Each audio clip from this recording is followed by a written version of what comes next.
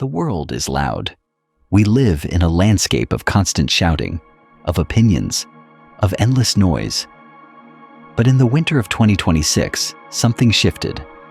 On the long gray stretches of the American highway, a thin line of orange robes appeared. 19 monks, 2,300 miles, total, absolute silence. They aren't carrying signs. They aren't asking for your vote. They are just walking. And as they pass, the people watching them are doing something unexpected. They aren't cheering. They are weeping. Why do we cry when we see peace?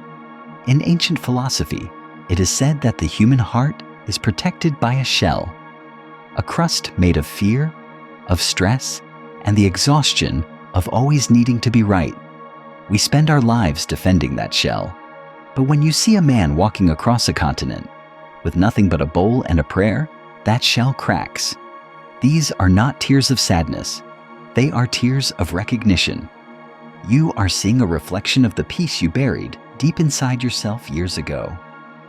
You aren't crying for the monks. You are crying for the version of you that is finally being seen. This walk is not a protest, it is a practice. When a truck struck their group in Texas, they didn't stop to scream. They didn't sue. They healed, they forgave, and they kept walking. Because peace is not the absence of trouble, it is the presence of grace within the trouble. When a monk bows to a stranger on a dusty road, he isn't bowing to their status. He is bowing to their soul. And when you are bowed to with that much purity, the ego has nowhere to hide.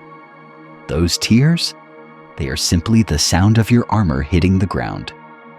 The walk for peace ends in Washington, D.C., but the journey belongs to you. Don't be afraid of the tears. They are the water that allows the seeds of a new world to grow. The walk continues, not just on the road, but in you.